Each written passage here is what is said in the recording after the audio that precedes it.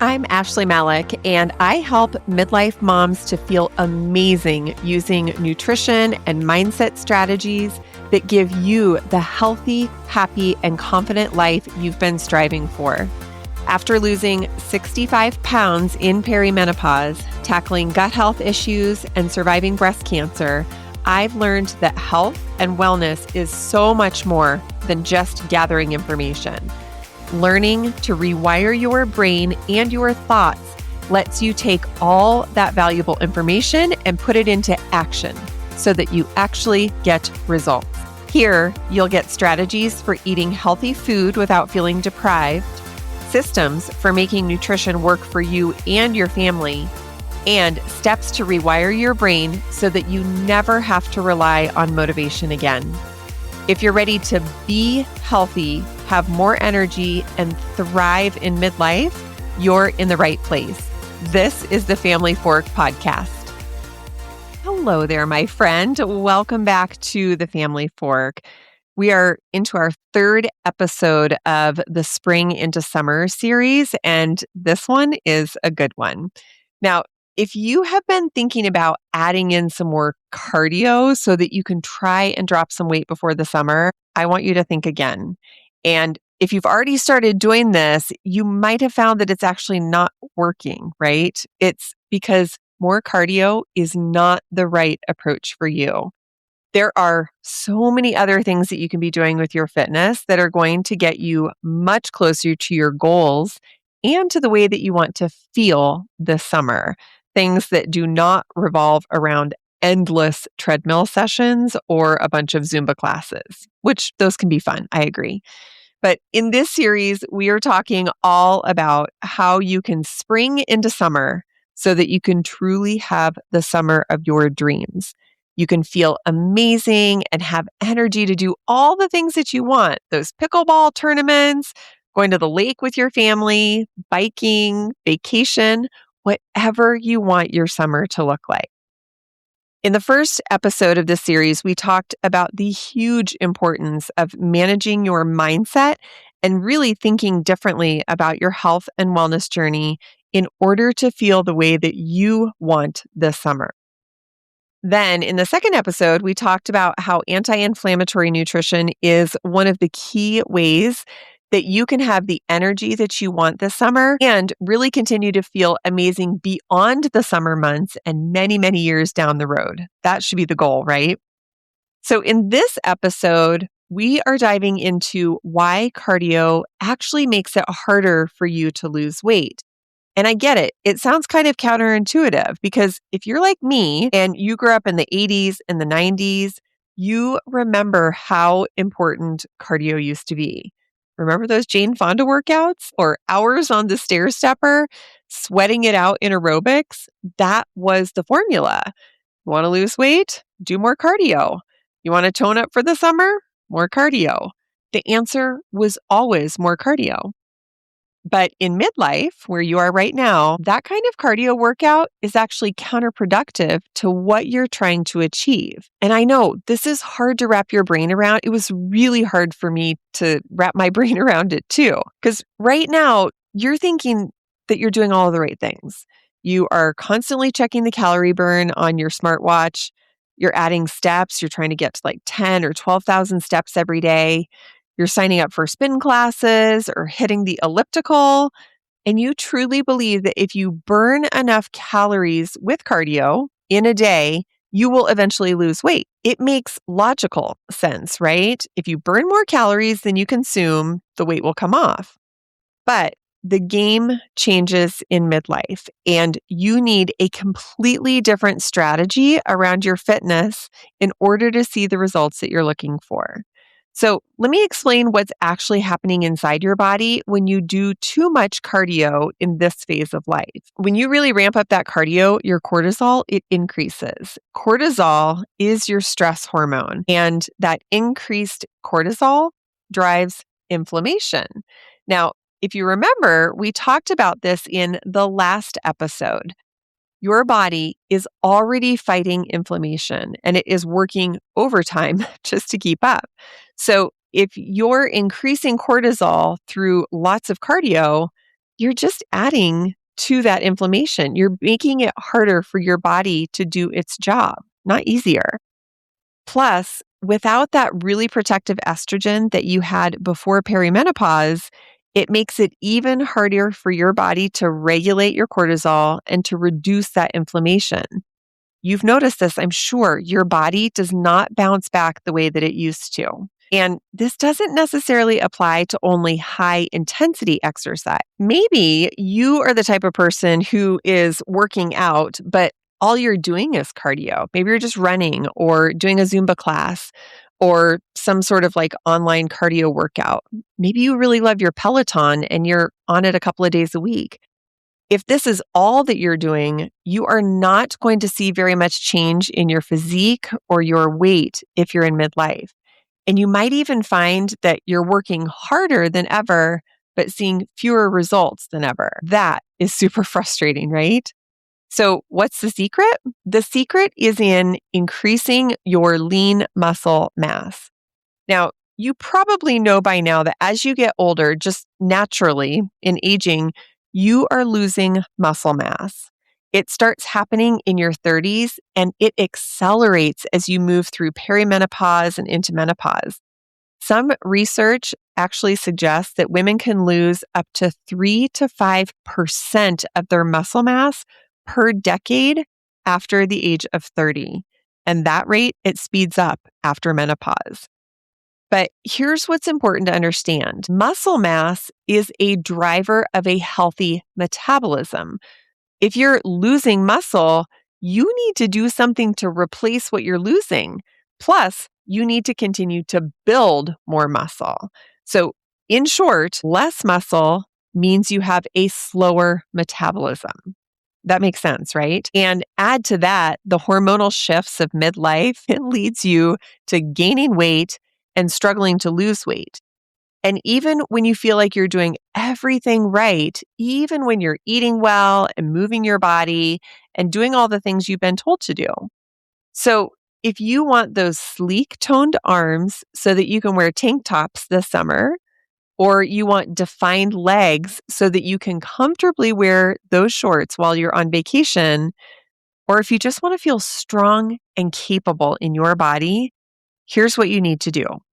Lift heavy weights. Now, the great thing about lifting heavy weights is that if you are doing it right, you actually don't have to spend an hour or an hour and a half in the gym every single day in order to see those results. Ideally, you are lifting heavy weights and you're increasing your weight a little bit each week or every other week. And you're not having to spend more than 30, maybe 45 minutes in the gym a couple of times a week. That's it. That is the formula.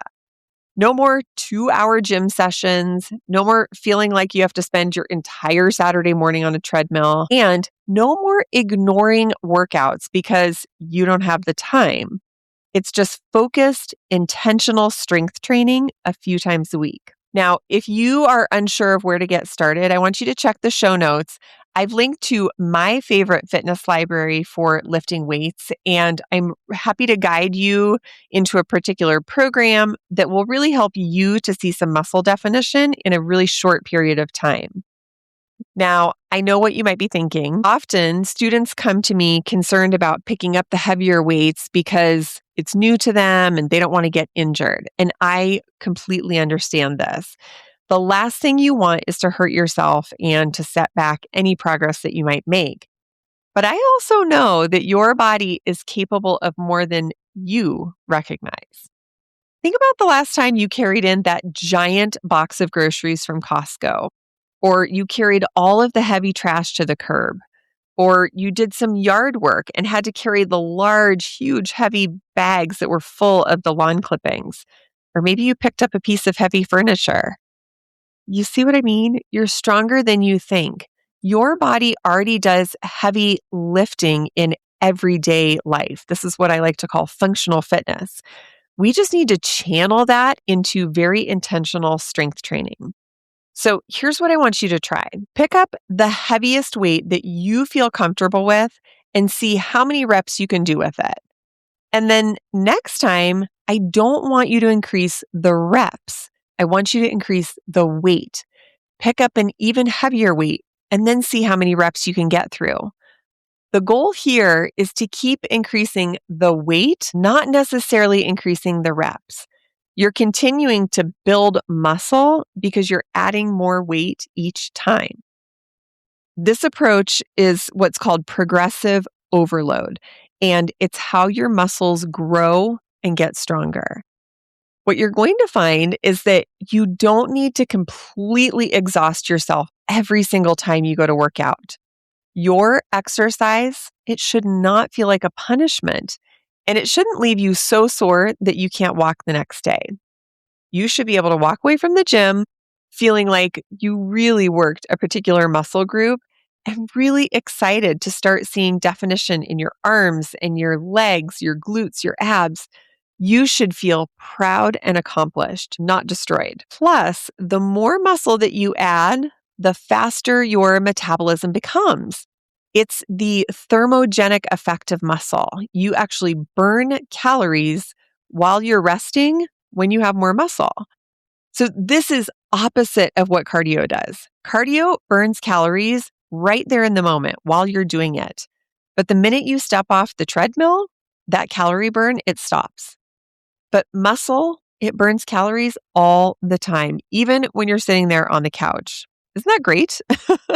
Even while you're sleeping, your body requires more energy just to maintain that muscle mass. I want to share my personal journey with you because I know firsthand how hard it can be to shift away from the cardio mindset. So cutting out cardio was actually really hard for me.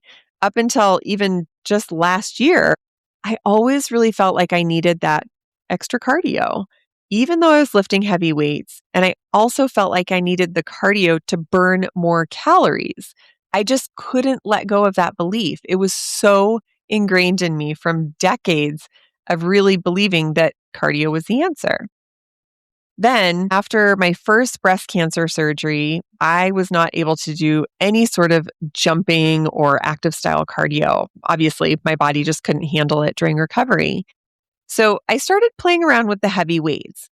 I used heavy weights for my legs where I could really increase the weight. And even though I couldn't do a lot for my upper body at the time, I just focused on my legs. I was shocked at what happened. I actually watched my muscles grow.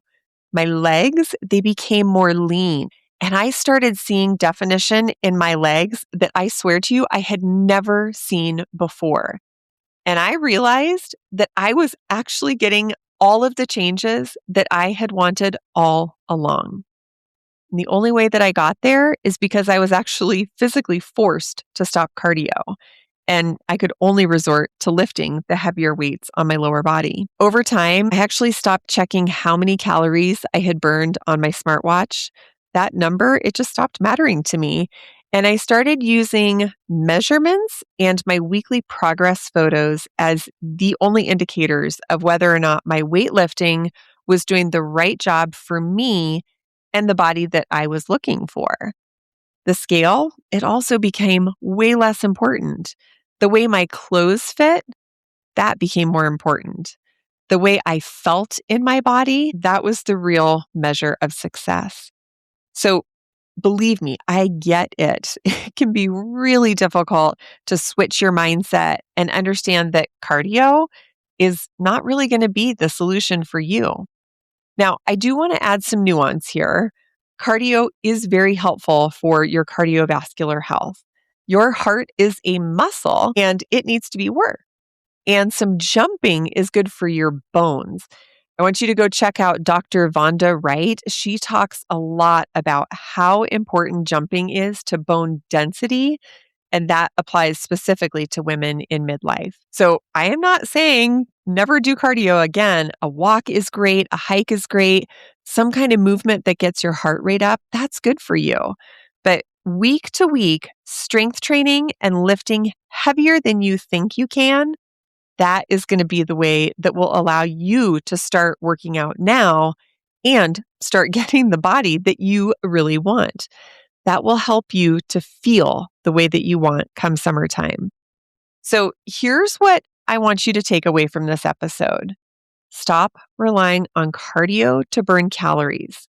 Start lifting those heavy, heavy weights to build the muscle and boost your metabolism. You do not need hours and hours in your gym. 30 to 45 minutes a few times a week, that is enough to see progress. So your homework this week is really simple. I want you to pick up the heaviest weight that you feel comfortable with and just see how many reps you can do. Do a bicep curl or pick up 2 weights and do some squats. And then in the next session, I want you to increase the weight, not the reps. And if you are unsure of where to start with weightlifting and strength training, check out the fitness library that I've linked in the show notes. It offers weightlifting programs for any skill level. And if you have questions, just reach out to me.